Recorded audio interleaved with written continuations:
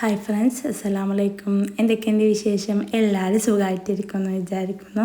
അപ്പോൾ കുറച്ച് നേന്ത്രക്കായുണ്ട് കേട്ടോ. അപ്പോൾ ഈ നേന്ത്രക്കായ വെച്ചിട്ട് നമുക്കൊരു അടിപൊളി പുളിക്കൂട്ടാൻ ഉണ്ടാക്കാം കേട്ടോ. അപ്പോൾ ചോറിൻ്റെ കൂടെയൊക്കെ കഴിക്കാൻ നല്ല ടേസ്റ്റിയാണ്, വേറെ ഒന്നും ആവശ്യമില്ല.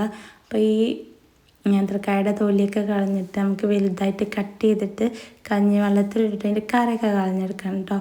എന്നിട്ട് കട്ട് ചെയ്ത് വെച്ച നേന്ത്രക്കായ നമുക്കൊരു ചട്ടിയിലേക്ക് ഇട്ടിട്ട് മുളകും മഞ്ഞൾപ്പൊടി ഉപ്പും വെള്ളവും ചേർത്തിട്ട് നമുക്കിത് വേവിച്ചെടുക്കണം. നന്നായിട്ട് വേവിച്ചെടുക്കണം. അപ്പോൾ ഇത് നന്നായിട്ട് മിക്സ് ചെയ്തിട്ട് നമുക്കിത് വേവിച്ചെടുക്കാം. എനിക്ക് ഭയങ്കര ഇഷ്ടമാണ് കേട്ടോ ഈ കൂട്ടാൻ.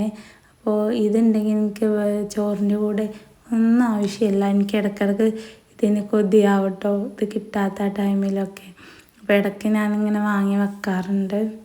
അപ്പോൾ ഇത് തിളച്ച് കൊണ്ടിരിക്കുന്നുണ്ട്. അപ്പോൾ ഈ തിളച്ച് കൊണ്ടിരിക്കുന്ന സമയത്ത് നമുക്കിതിലേക്ക് പുളി ആഡ് ചെയ്ത് കൊടുക്കാം കേട്ടോ. അപ്പോൾ പുളി ചേർത്താലുള്ള ഇതിന് ടേസ്റ്റ് കൂടുള്ളൂ. അപ്പോൾ പുളി ഇട്ടിട്ട് നമുക്കൊന്നും കൂടി ഒന്ന് വേവിച്ചെടുക്കണം. അപ്പോൾ നമ്മൾ പുളിയിട്ട കൂട്ടാൻ ഇവിടെ റെഡി ആയിട്ടുണ്ട് കേട്ടോ. അപ്പോൾ പച്ചപ്പുളി ആണെങ്കിൽ ഇതിലും ടേസ്റ്റ് ഉണ്ടാവും. അതേപോലെ മാങ്ങ പച്ചമാങ്ങയൊക്കെ ആണെങ്കിൽ ഇതിലും ടേസ്റ്റ് ഉണ്ടാവും. അപ്പോൾ സീസൺ അല്ലല്ലോ, അപ്പോൾ നമ്മളിവിടെ ഉണക്കപ്പുളി ഇട്ടിട്ടാണ് വെച്ചിട്ടുള്ളത്.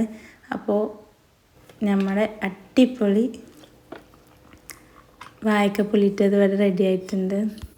ഇനി ഇതിലേക്ക് നമ്മൾ കടുക് പൊട്ടിച്ചതും കൂടി ആഡ് ചെയ്യുമ്പോഴാണ് നമുക്ക് ഇതിന് ടേസ്റ്റ് കൂടെ കേട്ടോ.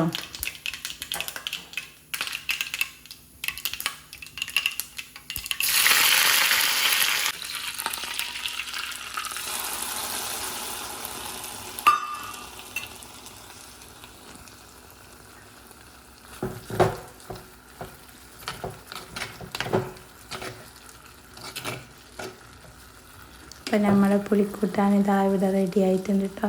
അപ്പോൾ ഇങ്ങനെ പുളിയിട്ട് ഇങ്ങനെ കൂട്ടാൻ വെക്കുന്നവരൊക്കെ ഒന്ന് കമൻറ്റ് ചെയ്യുന്നുണ്ടു. അപ്പോൾ ഇത്രയുള്ള വീഡിയോ. എൻ്റെ വീഡിയോ ഇഷ്ടപ്പെട്ടാൽ എല്ലാവരും ലൈക്ക് ചെയ്യുക, കമൻറ്റ് ചെയ്യുക, സബ്സ്ക്രൈബ് ചെയ്യാതെ കാണുന്നവരൊക്കെ ഒന്ന് സബ്സ്ക്രൈബ് ചെയ്യുക. Thank you for watching.